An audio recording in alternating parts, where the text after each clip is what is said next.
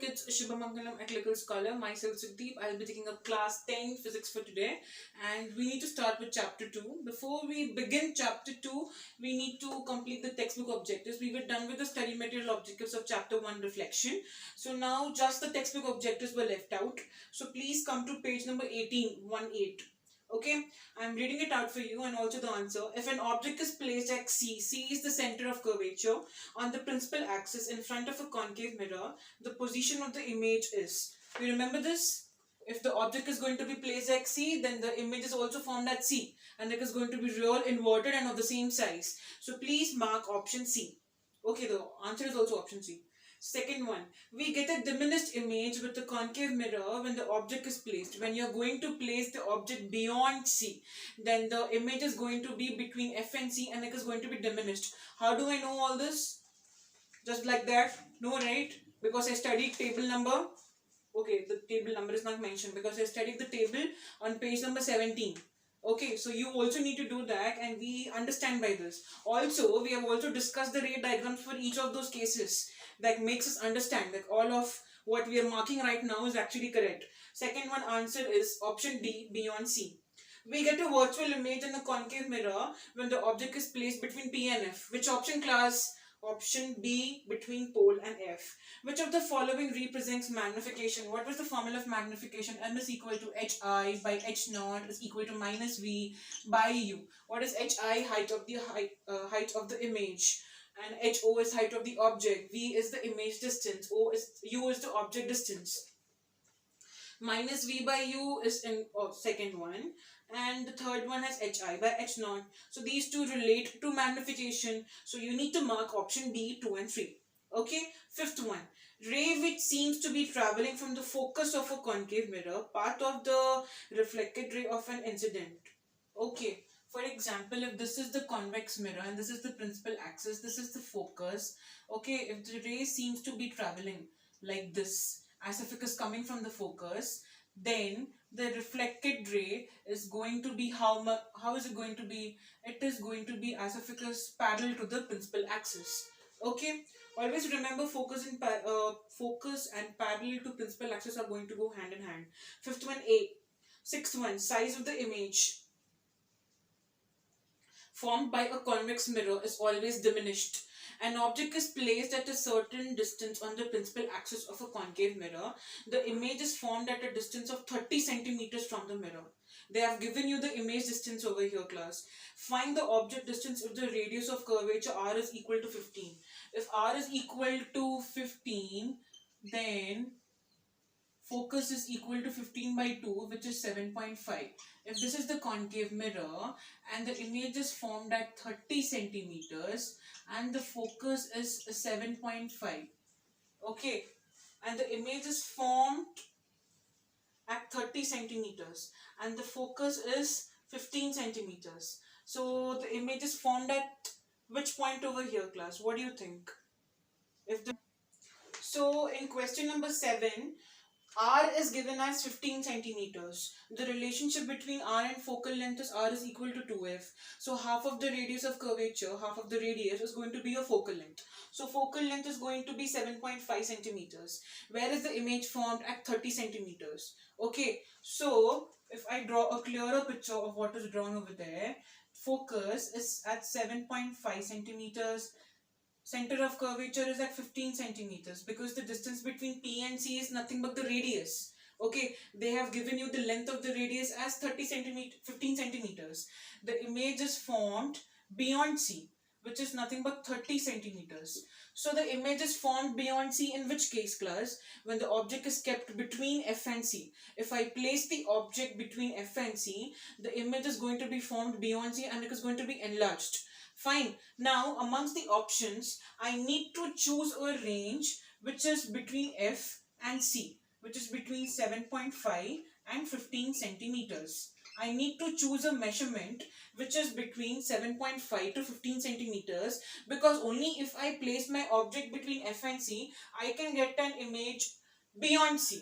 What was the distance till C over here? 15. But my image was formed at 30.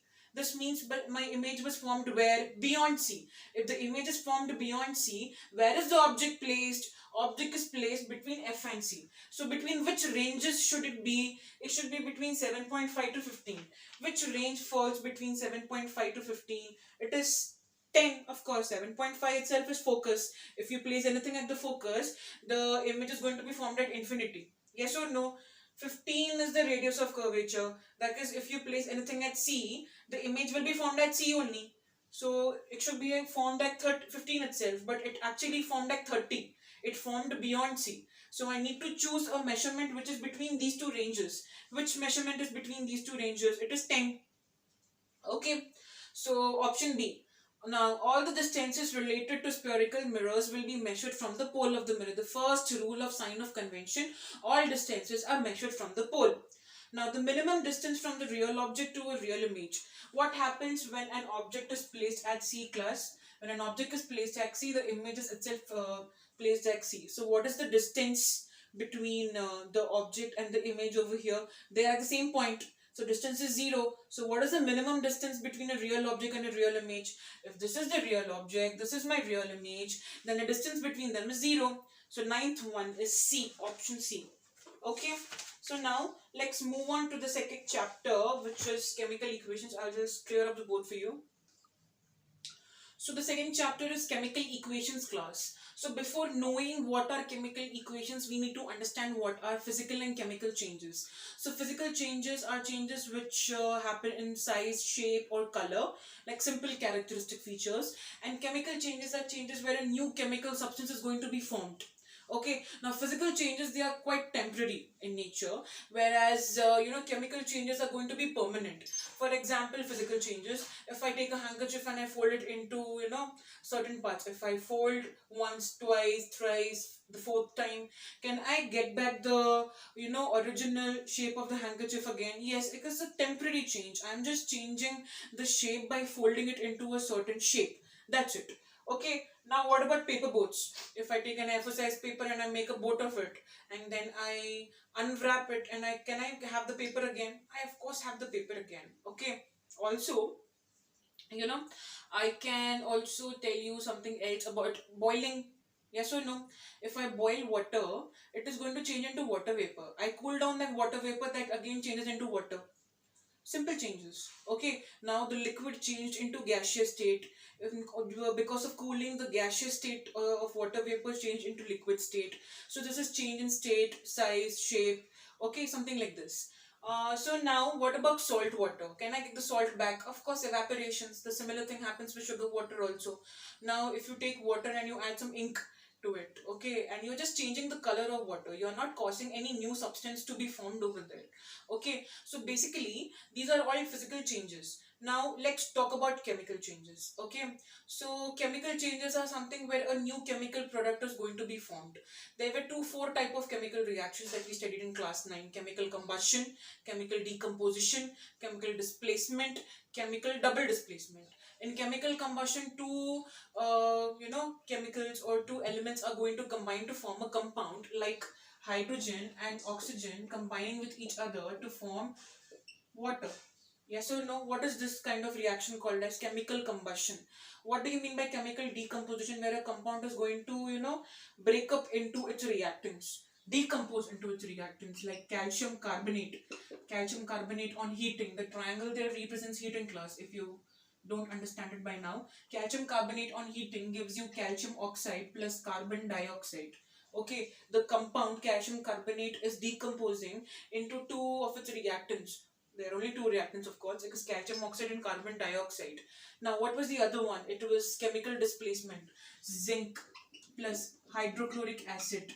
Okay, what is it going to give you? It is going to give you zinc chloride plus hydrogen. What does zinc do over here? Zinc is taking away the place of hydrogen and forming a new compound over here called as zinc chloride and releasing the hydrogen gas. The zinc chloride will be formed at the bottom of the glass beaker. Okay, this kind of reaction where an element is displacing the another from an already existing compound is called as chemical displacement. Now, what do you mean by chemical double decomposition? Somewhere where a compound and another compound are going to mix together and form two new compounds like barium chloride and sodium sulfate, forming barium sulfate and sodium chloride, something like that. You see the constituents of those compounds have changed. What was it originally? It was barium chloride and sodium sulfate. What were the new compounds that were formed? Barium sulfate and sodium chloride. So the constituents, the second portions, you see those names exchanging over there. The constituents have exchanged and they form two different new compounds, all new. Okay, so these were the four chemical reactions that you were studying, that you had studied in class 9. Now chemical changes, whenever they happen around you, they are usually permanent class. You cannot get the original substance back. For example, exposing the iron nails to rust, I mean to rust in the air, like exposing them to moisture, so there is going to be a rust formation of them. Like rust is nothing but ferric oxide. You scrape it out, can you get back the iron from that ferric oxide back again? No, right? So also the digestion and the respiration process that our body undergoes, once you take in oxygen, can you bring back the same oxygen back into the atmosphere? No, right? It is going to reach your body, it is going to reach the hemoglobin. Did you understand? So you're never going to get the original oxygen back once you have inhaled it. Definitely you're going to release carbon dioxide but not oxygen again.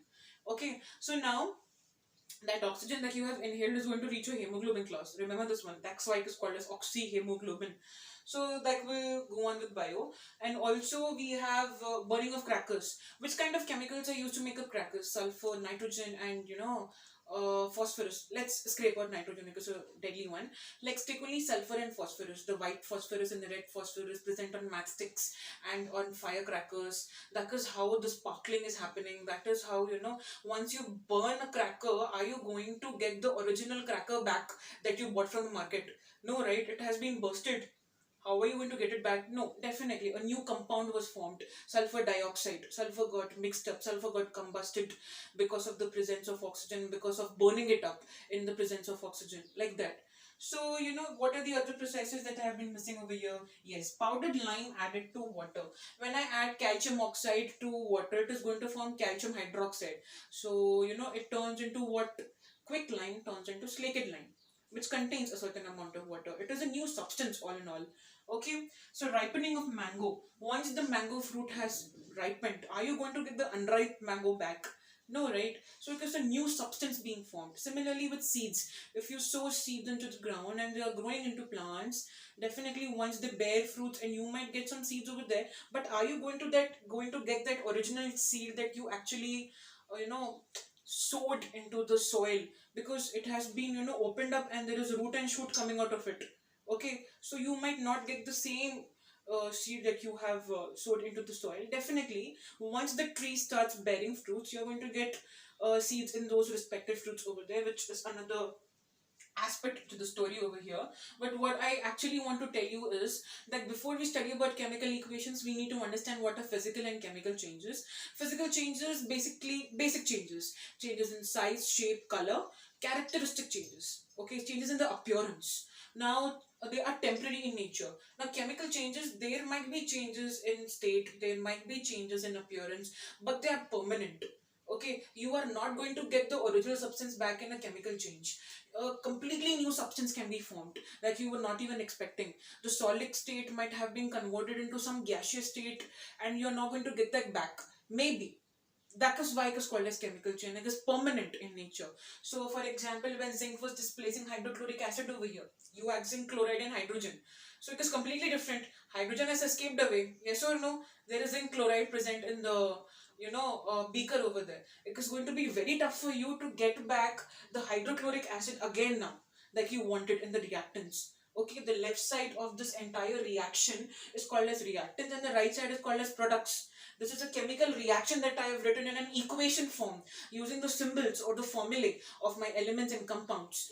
When I write zinc plus hydrochloric acid, it gives me zinc chloride and hydrogen. Can I get back the hydrochloric acid that I am using in the reactants over here? Think about it. Okay, it might be next to impossible. It is not possible actually in normal atmospheric pressures and conditions to get back the hydrochloric acid, because a part of it has actually escaped as hydrogen, because hydrogen is a gas. Okay, so this is what happens over here.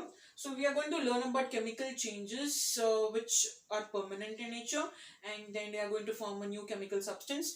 We are going to learn about chemical reactions and how to write these chemical reactions, and a form of writing these chemical reactions is called as chemical equations. You're going to use the symbols and formulae to write the chemical reactions over here.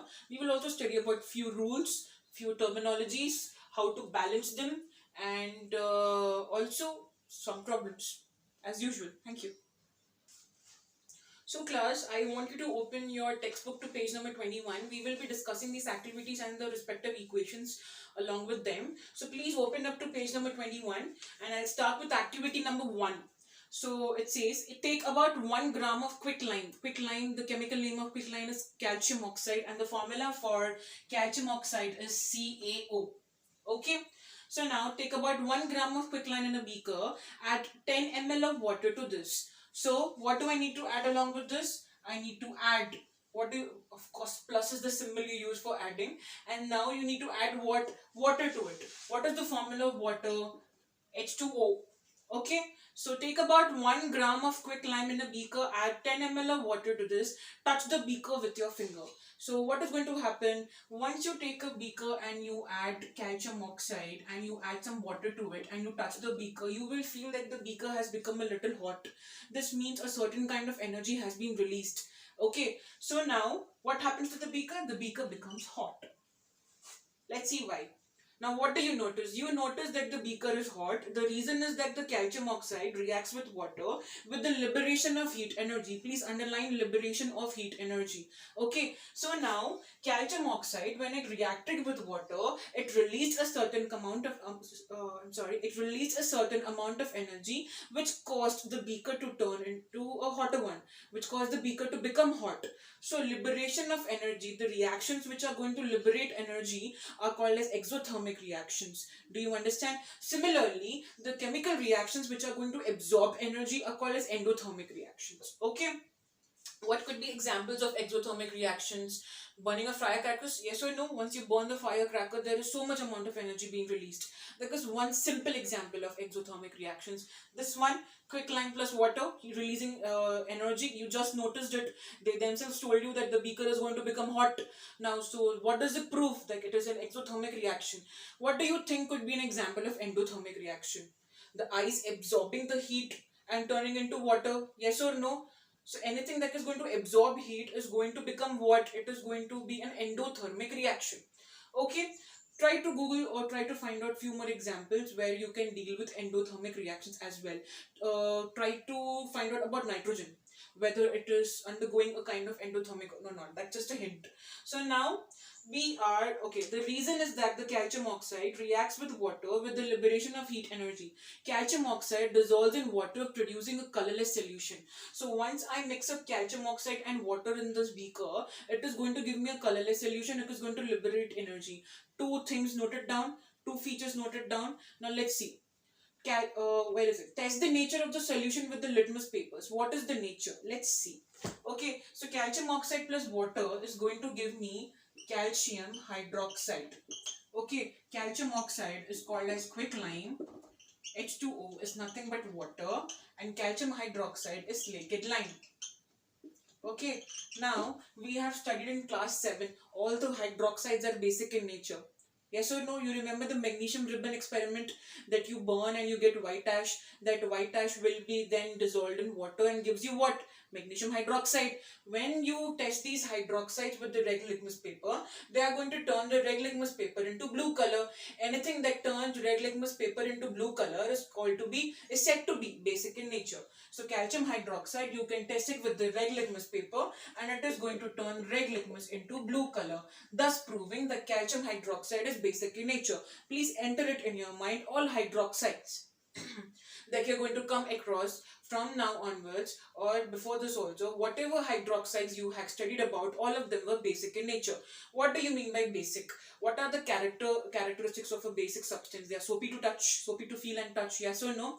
That is why shampoos, soaps, the detergent soap, All these come under what? They come under the basic substances. Similarly, the slated line that you're going to see in the solution end is also going to be quite soapy, and that is one feature of it, as well as it is colorless and it is liberating energy. So you understand so much from one particular equation over here, that there were two reactants which formed a product, and that product is a chemical product. It is liberating energy. Once you have performed the experiment, you understand, like, it is going to liberate energy. The solution is colorless and it is going to turn red litmus into blue color.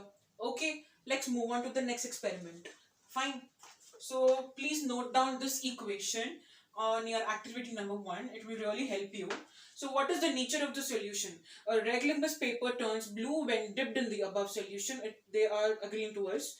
A blue litmus paper does not change its color. When does the blue litmus paper change its color? When an acid is poured on it. Okay. Can you see any acid being mentioned over here? No. This is not acidic in nature. So here, hence the solution is a basic solution. Please note down this particular chemical equation near activity number 1, or please start making notes. I have told you, put some sticky notes, write the equation over there. Be as serious as possible. Activity 2. Take about 100 ml of water in a beaker and dissolve a small quantity of sodium sulfate. I take another beaker and I'm going to dissolve what? Sodium sulfate, Na2SO4. Na stands for sodium, SO4 stands for sulfate. Okay, now what else? Take about 100 ml of water in another beaker and dissolve a small quantity of barium chloride. So in the first beaker, I have sodium sulfate solution. In the second beaker, I have barium chloride solution, which is BaCl2. Barium chloride mixed up with water. Okay, I have a solution of sodium sulfate in the first beaker and barium chloride in the second beaker. And so now, what am I going to do? So observe the colors of the solution obtained. What are the colors of the above solution? They are going to be white. So can you name the solutions obtained? Okay, once you mix them, take about 100 ml of water in another beaker and dissolve a small quantity of barium chloride. Observe the colors of the solutions obtained. What are the colors of the above solution? Can you name the solutions obtained? Add sodium sulfate to barium chloride and observe. So basically, you are going to get some white colored solutions over here for sodium sulfate and barium chloride. Probably barium chloride is going to be a little tint of yellowish in color. Okay, once you mix them up, they are going to undergo the double displacement reaction. And how is it going to be? It is going to be Na2SO4 plus BaCl2. These are the reactants. If I mix them up, if I mix the first and the second solution, they are going to undergo the chemical double decomposition reaction. And now you are going to get NaCl, which is nothing but sodium chloride or salt water over here, plus barium sulfate. Okay, so now what did it do? It exchanged its constituents, and it has undergone the chemical double displacement reaction, forming two new compounds, which is nothing but salt water, the sodium chloride. Of course, it was diluted. Both of these solutions were diluted. Definitely the salt that is going to be obtained is going to be mixed up with water, and barium sulfate, which is going to settle down as the precipitate. Okay, as a white precipitate basically. So now, yes, that is what we do. That is called, please note down the equation over here. I'll repeat it for you. We have two beakers. In the first beaker, you're taking sodium sulfate plus water. This means dilute sodium sulfate solution. Okay, and barium chloride plus water, that is again diluted. And now I'm going to mix them. When I mix them, they undergo chemical double displacement. So these are the reactants, sodium sulfate and barium chloride. Both of them react and they form sodium chloride and barium sulfate. Okay, thus thereby exchanging their constituents and forming salt water and a white precipitate. Fine. So now, do you observe any change on mixing the solutions? Of course, we have observed two new substances have formed over here. Can you see figure number 1 over there? The beaker from which he is pouring, it has a slight yellow tint. Once you mix them up, the solution actually becomes white in color. Okay, very slight, negligible yellow tint. So now, activity 3, we have come across this activity 3 many times in chemistry. So take some zinc granules in a conical flask. Can you see the conical flask over here? Yes, add about 20 ml of dilute hydrochloric acid to the zinc granules. It is zinc plus hydrochloric acid. Remember chemical displacement? Zinc is going to displace hydrogen from hydrochloric acid and form zinc chloride and hydrogen. That is going to happen over here. You take this conical flask, put some zinc granules and pour hydrochloric acid. Zinc is going to react with hydrochloric acid and form zinc chloride and hydrogen gas. How do you test the hydrogen gas? You bring a burning splinter or a burning matchstick near the mouth of the conical flask. The matchstick is going to burn with a pop sound. Do you understand? It is going to burn with a pop sound. This shows the presence or the test of hydrogen. Let's read it out for you. Okay. What changes do you notice? Now what changes did you notice? That the zinc chloride was formed and it settled down at the bottom, and you had hydrogen, a gas being evolved. How do you notice that a gas has evolved? Bubbles in the solution. Okay. So touch the bottom of the flask with your fingers. It is going to be really hot. Okay. So is it hot? Write a yes over there. From the above activities, you can conclude that during a chemical change, there are 4 possible things going to happen. The state of the reactants is going to change in some way or the other. Either it is going to be from solid to liquid, liquid to gas, or vice versa, or no change might happen. Fine, a precipitate might be evolved, a gas might be evolved, or the reaction is either going to be exothermic or endothermic. So there are 4 possible things that are going to happen in a chemical reaction class. Either the reactants are going to undergo a change in their state and their appearance and also the color sometimes. So now the state of the reactants is going to get changed. The reaction is going to be either endothermic or exothermic. There might be a gas evolved and there might be a precipitate evolved.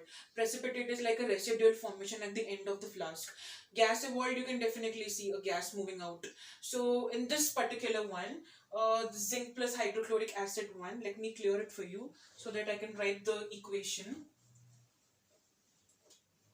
I had written the equation when we started the class while I was explaining you what is chemical displacement.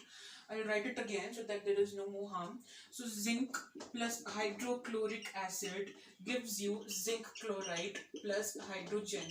Please balance it. For now, I will explain you what is balancing in the next one. For now, this is zinc.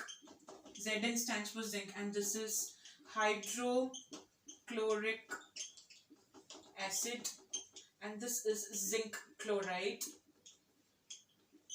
and this is hydrogen.